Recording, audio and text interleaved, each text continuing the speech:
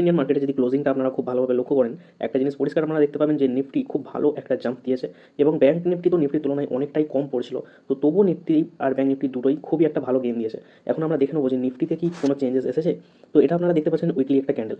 তো weekly candle আপনারা দেখতে পাচ্ছেন পর পর রেড ক্যান্ডেল হবার পর মাঝখানে একটা ডোজি ক্যান্ডেল হয়েছিল অবশ্যই, কিন্তু সেটাকে আবার ফলো দিয়ে রেড ক্যান্ডেল স্টার্ট হয়েছিল। তো আমরা সবাই জানি যে কোনো ট্রেন্ডে যদি ডোজি থাকে আর সেই ডোজির পরে যে ক্যান্ডেলটা যদি সেই ট্রেন্ডের ফলোতে যায় তাহলে সেটি কন্টিনিউ হতে থাকে। তো এখানেও সেম কন্টিনিউ হয়েছিল, কিন্তু এখন আপনারা দেখতে পাচ্ছেন একটা খুব ভালো একটা ক্যান্ডেল এখানে গ্রিন ক্যান্ডেল তৈরি হয়েছে। এবারে আপনার এখানে ডেলি ক্যান্ডেলে শিফট করে নেবো। তো ডেলি ক্যান্ডেলে যদি আমরা যাই, ডেলি টাইম ফ্রেমে যদি দেখি, তাহলে আপনাদেরকে আমি কিছুদিন আগে একটা ভিডিও করে জানিয়েছিলাম যে 200 এর কাছে নিফটি কীরকমভাবে মোমেন্টাম করে, কীভাবে সেখানে রিয়াক্ট করে। তো এখানে আপনারা দেখবেন যে টপ থেকে নিফটি যে 200 এর কাছে এসছে, এখানে আসার পরে 2-3টে ক্যান্ডেল আপনারা দেখতে পাবেন ওখানেতেই বানিয়েছে এবং তারপরে একটা বড় ক্যান্ডেল, বড় একটা গ্রিন ক্যান্ডেল দিয়ে এখানেতে বাউন্স ব্যাক করেছে। তো এই জায়গাটাতে আমরা এখানে দেখতে পারি যদি এই যে এত বড় একটা ক্যান্ডেল তৈরি হয়েছে, এখানে নিশ্চয়ই একটা বড় মানি এখানে এন্টার করছে, ঠিক আছে। তো বা এখানে একটা